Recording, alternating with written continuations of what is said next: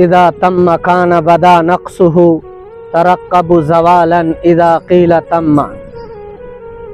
जो अम्र पूरा हो गया उसका नुक्स शुरू हो गया, ज़वाल का इंतज़ार कर जब कहा जाए कि पूरा हो गया।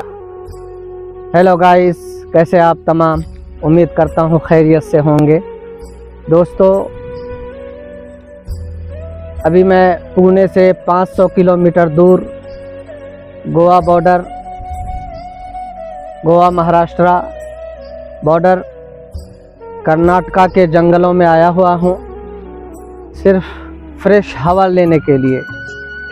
मैं पहले भी अपने चैनल सिद्दीकी एजुकेशन टूर पर कई वीडियोस बना चुका हूँ और इन जंगलात को दिखा चुका हूँ, लेकिन आज मैं कुछ ख़ास दिखाने वाला हूँ। दोस्तों, इस वीडियो में मैं कर्नाटका के अंदर, जो कि इन पहाड़ों में, खुली फ़िज़ाओं में बहुत ही खूबसूरत नज़ारे होते हैं यहाँ पर बनने वाले मेरे घर को दिखाऊंगा कि बस्ती वालों ने मेरे लिए कितना शानदार घर बनाया है। वैसे मैं बता दूं दोस्तों, ये सामने जो बागीचा दिख रहा है ये काजू के दरख्त हैं। अभी इसमें फूल आया हुआ है, फल नहीं लगा है, वरना मैं करीब से दिखाता। इसी तरह से यहाँ पर गन्ने की खेती होती है बहुतायत से। आम बहुत ज़्यादा एक्सपोर्ट होता है यहाँ से, पहले भी बता चुका हूँ मैं। और इसी तरह से कपास और दीगर खेतियाँ होती है। सामने जो दिख रहा है आपको, यहाँ से गोवा के लिए रास्ता है। 100 किलोमीटर की दूरी पर गोवा है यहाँ से, और बहुत ही सुंदर जगह है। सबसे अहम ये है कि यहाँ के जो जंगलात हैं, मैं समझता हूँ 20% ऑक्सीजन हमारे देश को इन जंगलों से मिलता है और ख़ूबसूरत नज़ारे होते हैं। मैं पहले भी बता चुका हूँ कि जब मैं शहर की ज़िंदगी से ऊब जाता हूँ तो यहाँ फ्रेश हवा के लिए आ जाता हूँ। चलिए दोस्तों, मैं दिखाता हूँ कि बस्ती वालों ने मेरे घर को कितना शानदार बनाया है। दोस्तों, असल घर तो आखिरत का घर है। हम तमाम को आखिरत की फ़िक्र करनी चाहिए, आखिरत की तैयारी करनी चाहिए। ये अहम नहीं है कि आप कहाँ घर बना रहे हो, गोवा में या किसी ऐसे बीच पर, ये अहम नहीं है। अहम यह है कि आपकी आखिरत बन रही है या नहीं। आप आखिरत में घर बनाने की फ़िक्रें और कोशिशें कितनी कर रहे हैं, ये अहम है दोस्तों। तो चलिए देखते हैं। तो दोस्तों, ये है नूरानी मस्जिद, गुंडोली, कर्नाटका।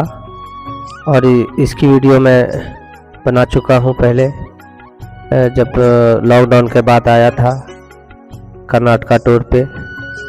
और इसके बगल में ये जो आपको घर दिख रहा है, ये वो खाली जगह है जहाँ पहले मैं रहा करता था।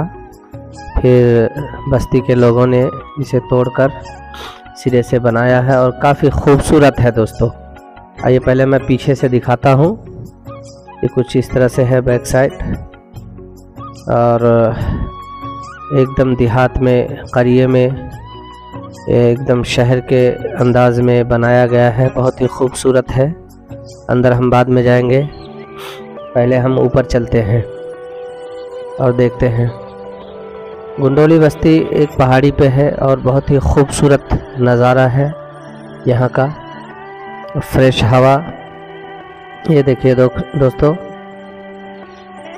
ये छत है इस घर का, और इसी से मुल्हिक मस्जिद का भी छत यहीं पे है जुड़ा हुआ थोड़ा सा।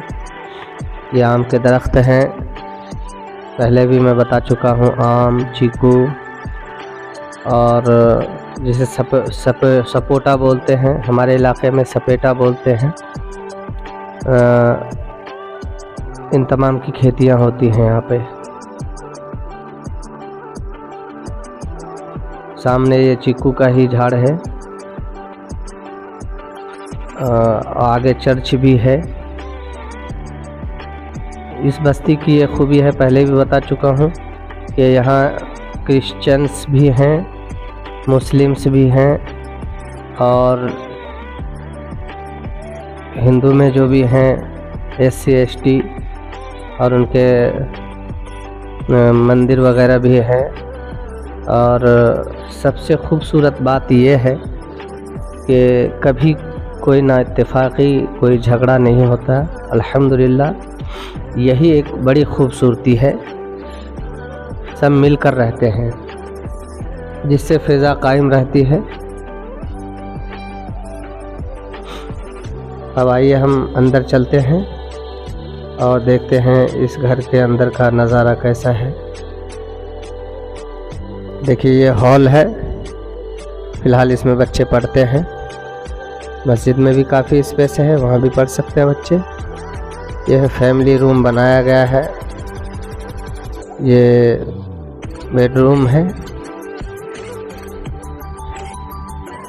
और ये इसमें किचन और वॉशरूम वगैरह सब चीज़ है। टाइल्स लगाए गए हैं बिल्कुल खूबसूरत अंदाज में, बहुत ही उम्दा तरीक़े से। अगर शहर के अंदर इस तरह के घर अव्वलन तो मिलेंगे नहीं, 12-15 हज़ार में मिल भी जाए तो बहुत मुश्किल है। तो इस तरह से घर बनाया गया है दोस्तों।